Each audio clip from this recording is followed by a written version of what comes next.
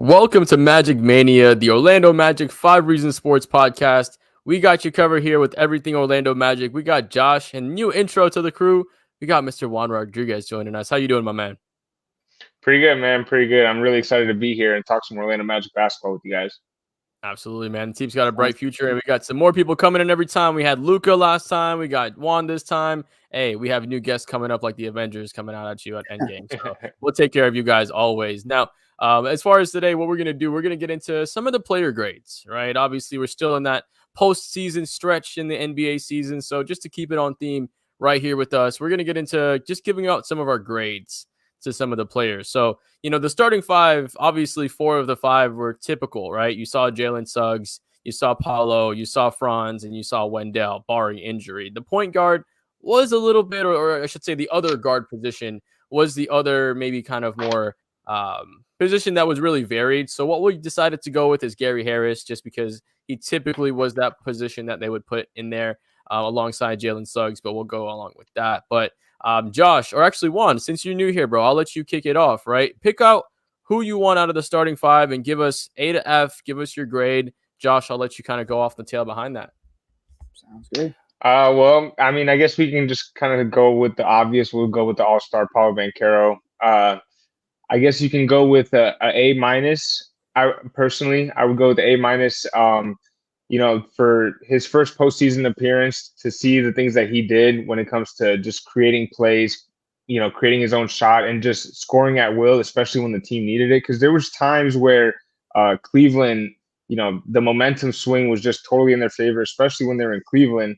And Paulo really helped pick up the slack. And, it really, you can tell when a player is a franchise kind of guy when he elevates the rest of his team. And we're already seeing that from Paulo Banchero. And then, the numbers speak for themselves, and just the leadership that we saw from him this year in the postseason. I think that, overall gets an A minus grade in my opinion.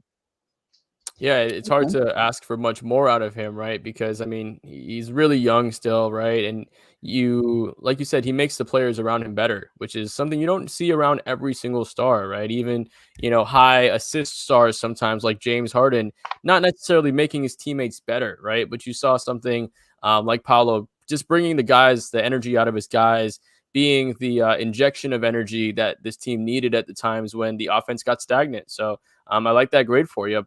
Josh, how are you feeling about that? Are you green A minus? You thinking a little bit higher, maybe a little bit lower? What you feeling on it? Juan made some good points, but this was his first go around at the postseason. So I would give him a B. And that's because I think there's definitely room for growth. He is coming off an all-star season. And he did perform well, but we ultimately didn't get the result we wanted, right? So I think an A minus might have been a game changer in that game 7. So, I think to Juan's point, he did do pretty well on offense, but I think there's room for growth in Paulo's game. And for sure. I'll give him a B. Definitely. I think a B is a soft one. Daniel Berry Sports highlight saying happy Wednesday indeed. Hey, every day you wake up is a good day, right? So appreciate everyone that's joining us here live. And if you are, make sure you guys like the video, make sure you guys subscribe. And if you don't like us, just let us know in the comments why you don't like us and we'll make something better for you guys, right? So we'll take care of you. But I'm gonna have to go with Juan here a little bit, right? Just because, like you said, Josh, it's his first go around. Right. So you have to temper expectations for what you're going to get out of your young star. And I think for what you might have expected out of your young leader, he almost exceeded that. Right. Granted, he didn't get the win, but the win is not an individual result. Right. The win is a team result. So I think when you talk about like personal individual grades, I'm definitely with Juan on that one. I think A minus is right there offensively. The dude was doing it at all three levels. He was increased I believe his percentages from the regular season to the postseason, which is what you want out of your star players, right? Elevating their game when that time comes. And, he took that load when it was the first time he was doing that against a playoff team where they had a lot of players who weren't really necessarily veterans, but a lot of them had playoff experience before, right? Donovan Mitchell, one of the best playoff players out there just overall, right? So I think that Paulo did I think A minus is right there. A plus, I think if you said you got that Game 7 stud performance, that star making performance, Game 7, you go out there and on the road, you seal that victory. That's where that A plus comes in. But I think A minus is quite fair for there. So Josh, I'll kick it to you on the next one. Are you going to go with maybe his young running mate Wagner, or who do you want to kind of break into or get into next? Yeah, let's go with Franz. What we saw out of Franz in the postseason, I guess throughout the season too. He's definitely that number 2 guy behind Paulo, and he had some bright moments during the postseason. I'd say what was it, Game 3, Game 4 when they were playing at home, and he brought that energy. He gave you what you wanted on offense. Road games were a little bit rough for him. I would give him. I go with a B, a solid B, for Franz Wagner. Gotcha. Yeah, I think, like you said, still also for him first postseason.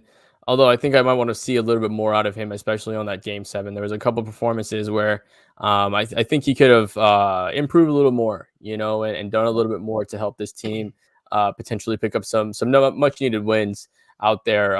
Juan, how you feeling on this one? Yeah, I feel like B is a good grade because I feel like anything below that would, imply that he was being average. And I think he was definitely playing above average. And, he averaged 18, nearly 19 points per game in that series against Cleveland. And, like you mentioned, Jonathan, there was some performances by Franz that could have been better, especially in that final outing. But throughout the rest of the postseason, I think he did a pretty good job, worthy of a B grade. I think the problem with the Magic, and we can get into that a little later, just as a team overall, there were a lot of other reasons why they weren't able to seal that series. And Franz and Paulo, I would say, are the least of the Magic's worries when it comes to advancing. But Franz, I think, is definitely worthy of a B. Definitely, I think B is right there. I mean, I'm honestly gonna have to throw a B minus at him. A couple reasons, because it is the postseason grades that we're getting into, and Mhm. the last 2 road games versus Cleveland combined for 26, shooting from the field, and that's Game 5 and that's Game 7, right? You pick up one of those 2 games on the road, you go 1 for 11 from deep. You're not really impacting the game that much positively, and I mean, in a game where you need it on the road, right? I think that's where that little improvement could come. So I definitely agree still with the B. But because of those 2 negative road games that he had, that's where I want to see from him a little bit more and see him grow. Like you said, I think that he's a great number 2 fit next to Paulo. Now, as far as long term and who he develops into and the player that he becomes, it's yet to be seen if will continue to be the number 2 guy, right? Or if somebody else is going to have to step into that position as he maybe goes down into that, third role overall, which is never a bad thing, right? I mean, you had LeBron, Wade, and Bosch was the third guy, right? He's still one of the best players of all time when it comes to that position. So, you have a lot of flexibility there with Franz Wagner. Potentially, if he can be that 2 or 3, we still have yet to see that on that one. So, Juan, let's get into the third part of this trio there. I think Jalen Suggs is the next best way to go with this one. And, I think Josh puts it so eloquently when he says it's, essentially the heart and soul of the team, right? He's the Energizer Bunny of the team. He's the pulse of this team that keeps everybody together. And also defensively, I mean, this guy is a stud, right? He's going to be that guy that's almost a perfect 3-and-D guard that's going to be there as, maybe if not your primary playmaker, an excellent secondary playmaker for this team moving forward. Juan, how are you feeling about Jalen Suggs?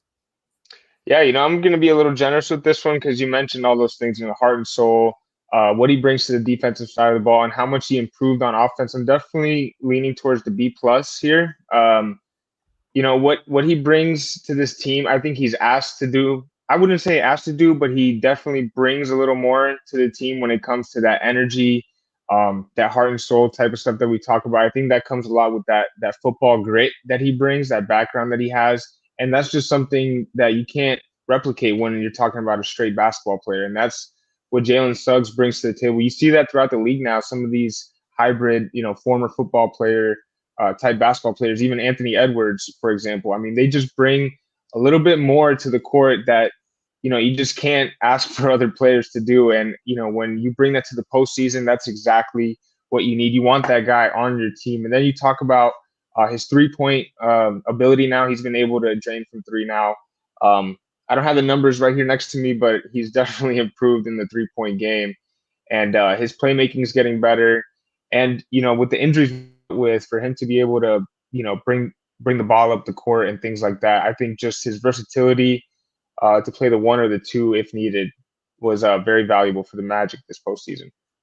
Yeah, and like you said, improving on the shooting, he actually almost shot it at 40% on the regular season, right? 39.7% when it comes to that Yeah. 3-point shot. And for a team that sorely needs 3-point shooting, even if it's not at volume, it's big for him to be able to hit at that clip. Now, it did dip down a little bit in the postseason because he shot more volume, granted, right? But I think with just having that natural progression of incorporating more volume into your offense, the type of shots that you are going to be taking, I think that number will increase, right? Because the type of shots that you take in the regular season versus the type of shots you take in the postseason, much different versus when a team is scheming for the specific game type and the player that you are. Josh, how are you feeling about this one?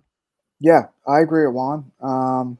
I liked how, and to your point, Jonathan, that Jalen was getting more shots up on the offensive side, but also 'cause I think a quick look at the numbers, he's averaging 14 in that range. I mean, solid numbers for Jalen, who I personally look at as a guy who can give you that effort on defense, and and maybe that kind of contributes to his football background. That grit and just that overall energy. You saw the energy change when the Magic were playing at home. They felt more comfortable, and Suggs was a part of that. He was a huge part of that. So I think you gave him what was it, a B? B plus. Yeah. B plus. I agree with that definitely, 100%. Yeah, And the way that the Magic play with the forcing turnovers and turning into transition points, I mean, Jalen Suggs is like the epitome of turning that ball over and just picking a player's pocket and turning that into an alley-oop play or 2v1. So, I mean, especially in today's basketball, I mean, he's exactly what you're looking for. Wade-esque, would you say? Yeah. It very much is. And like you said, I think when it comes to, Jalen Suggs, the reason that I'm going to give him a higher grade than Franz, I think when it comes to the impact plays, right? Because I think Jalen had a lot more of those impact plays. Because like you said, especially with Juan making those turnovers, creating high energy moments, getting the crowd into the game, those are points that aren't, or those are things that aren't showing up in the stat sheet necessarily. And the stuff that does show up in the stat sheet still looks pretty good. Raised his points from a regular season to postseason, raised his rebounds and his assists from regular season to postseason. Like now, so he's starting to do those things and incorporate that more into his game. I think he had a very impactful postseason. Granted, of course, the shooting is going to come. But otherwise, I thought he really did a good job with just managing the pressure of being the primary ball handler in the first postseason for this very young team. So with that, I give him a B plus as well. I think we're all in agreement with that one. So winding it down, we got a couple more players to go. So we'll go with the more tenured starter versus the one that's a little bit here or there. We're going to go with Wendell Carter Jr. And Wendell actually kind of popped off this postseason, right? For the games that he played, he was hitting threes.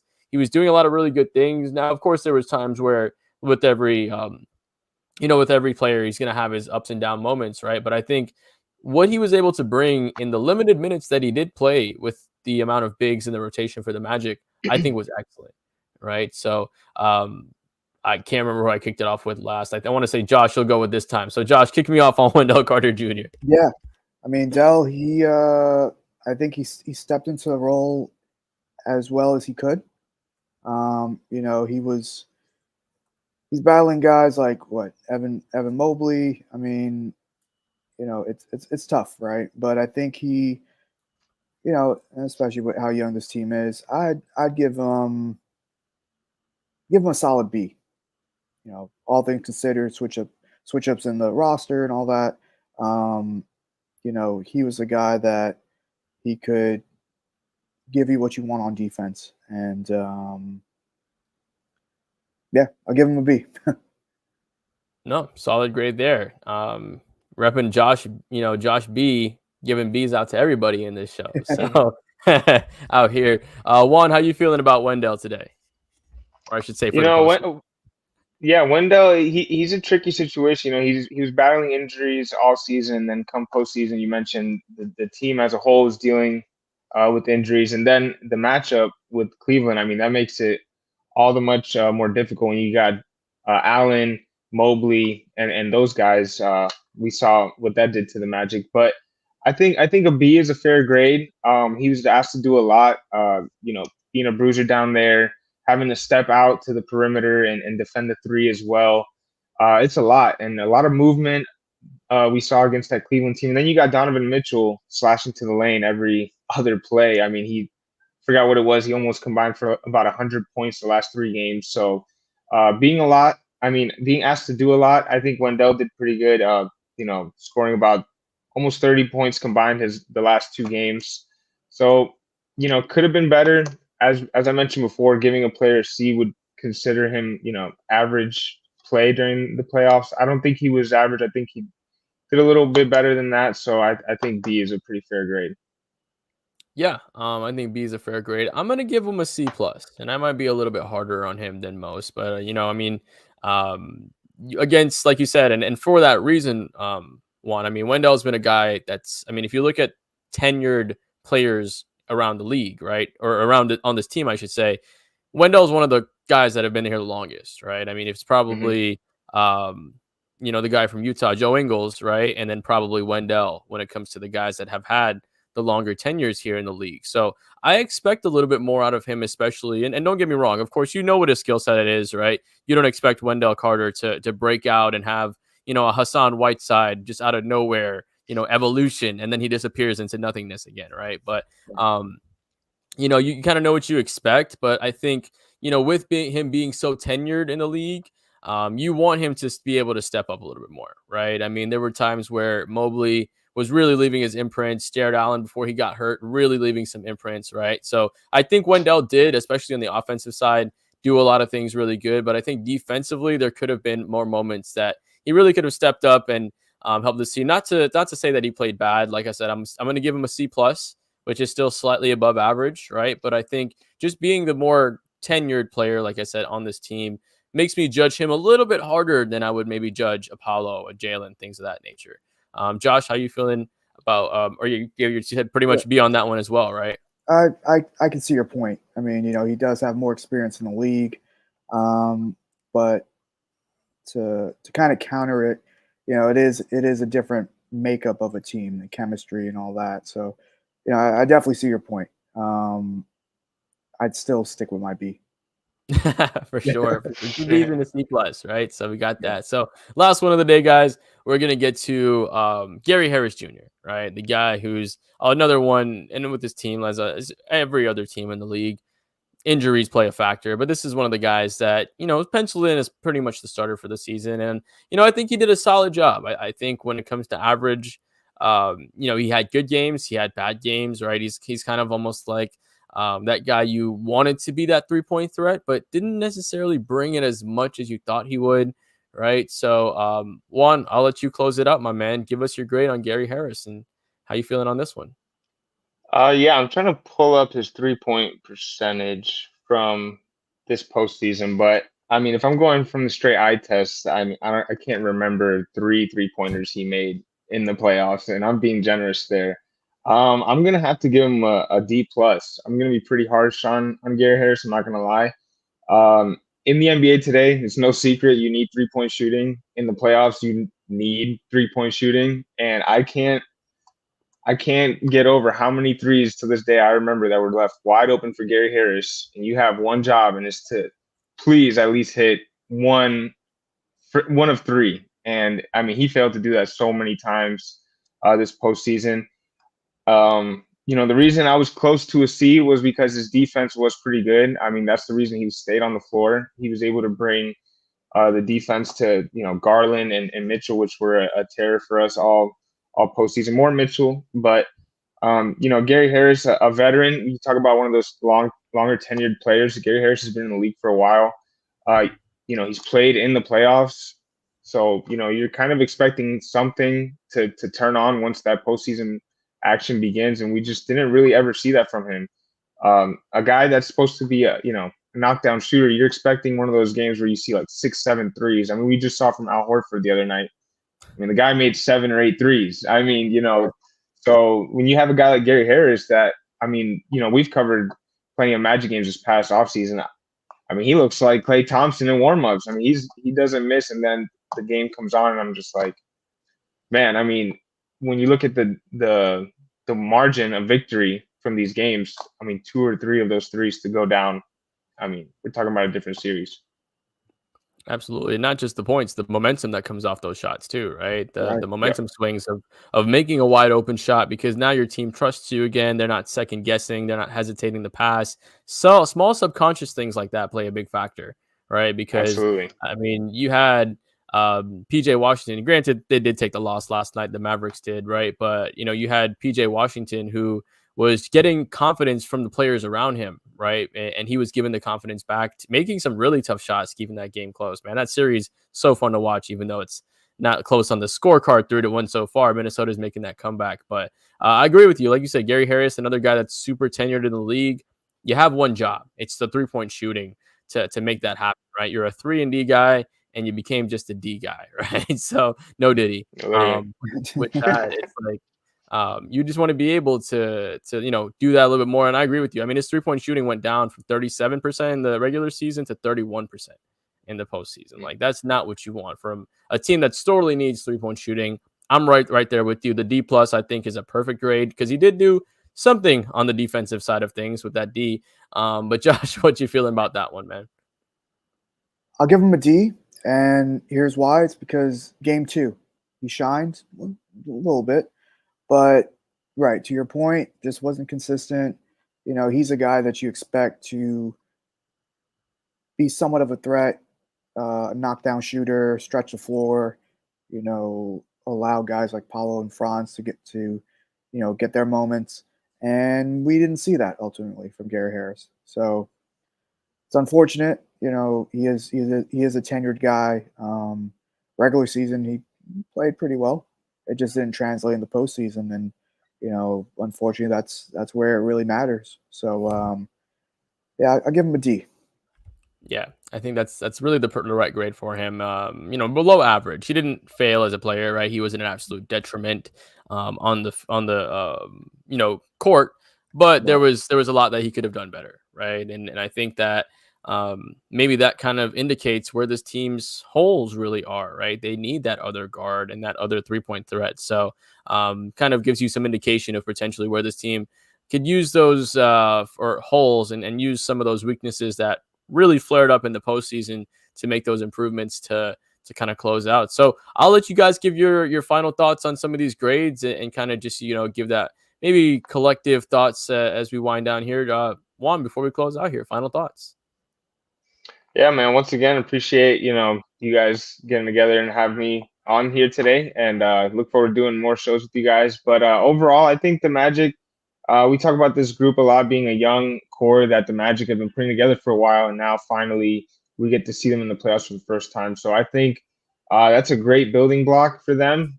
Going to a Game 7 and playing at such a high level, that's only gonna, I'm sure Franz and Paulo and all these guys, that's all they're still thinking about is every single game from that series and how they're gonna get better and how they're gonna get back in the lab, things of that nature. So I think this is gonna be great, especially because of this group. We talk about these guys and they're just hoopers. They just want to get better, and they're coached by a great young leader in Coach Mo that's just gonna get these guys even better. And then we have an off season with tons of cap, and we've got draft picks. That'll we'll get into that more another time. But this offseason to improve some of these holes and kind of clean up this roster, I think the Magic will have a much better shot next season. I definitely agree with you. I think this Yeah. team is going to come out a lot more hungry. The cool thing about doing these grades is because next year when this team makes it to the postseason, we can always come back and reflect and see, who improved, who kind of maybe performed better. So that's always going to be cool to see. But yeah, as always, we appreciate everybody who watched with us. So make sure you guys like the video. If you're not already subscribed, appreciate you guys doing that as well. And Josh, what's the final word, my man? Hey, go Magic.